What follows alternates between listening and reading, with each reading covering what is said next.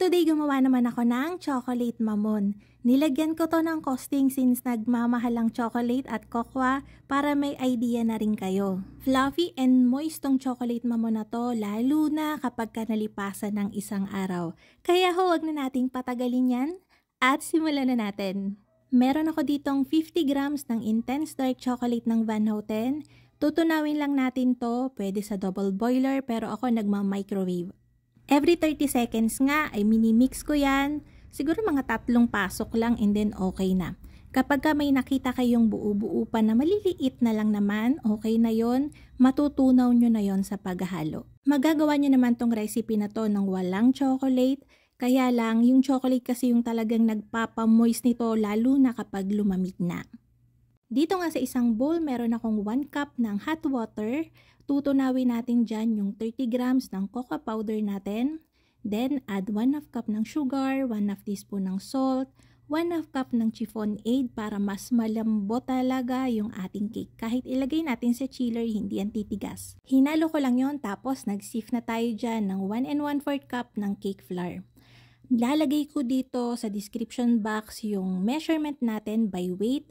Mas maganda kung yun ang susundin nyo.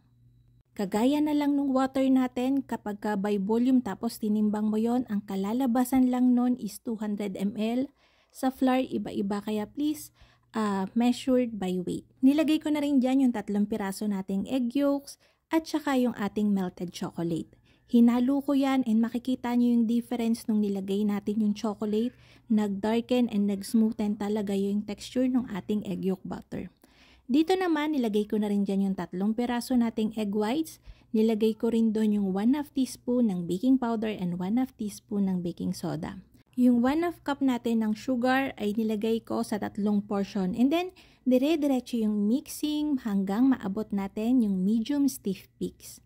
Kapag ka okay na, i-fold na natin yan dun sa ating egg yolk butter. Medyo mataas yung ating nilagay na water dito, kaya mapapansin nyo pagkatapos nyo mag-fold, medyo malabnaw siya compare sa usual na chiffon. Pero okay lang yan, talagang hinay-hinay lang sa pag-fold. Pwede nyo rin tong i-bake sa 8x3 na round pan. Pero itong mold natin is 4.5 na mamon mold. Hindi ko na inilagyan ng grease, pero kung gusto nyong mas madali yung pagre-release ng cake, pwede kayong maglagay. O kaya maglagay din kayo ng liner, pwede din. Bake ko nga lang yan sa preheated oven na may 160 degrees Celsius for 15 to 18 minutes. After nyan, tinaktak ko lang yan.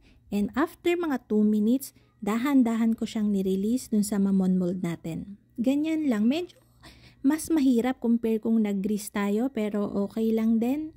So yan. Makikita nyo pag binaak natin to mamaya, hindi pa siya ganun ka-moist. Hindi nyo magets yung sinasabi ko na talagang moist siya and fluffy. Pero sa lasa, okay na. Masarap na to as in. Kapag ka may cocoa talaga, tas nilagay mo siya sa cake o kaya chocolate, kailangan talagang mag-settle down muna bago mo makita talaga yung totoong texture nun. Kagaya niyan, makikita nyo moist na naman siya pero mas magiging moist to after 1 day. Plain nga lang yung ginawa ko ngayon, pero pwede nyo tong lagyan ng chocolate ganache sa loob or kaya sa toppings or whipped cream sa ibabaw. So kayo na yung bahala. Nakapag-costing tayo ng mas madali kasi yung mga measurement natin ay by grams. So pagkagagawa kayo, since iba-iba naman yung ginagamit natin, mag-measure din kayo by grams. So ayun na nga mga kalutong tinapay. Sana'y nagustuhan niyo yung ating video for today. Magkita-kita tayong muli. Ito pong mali ang lutong tinapay. Bye-bye!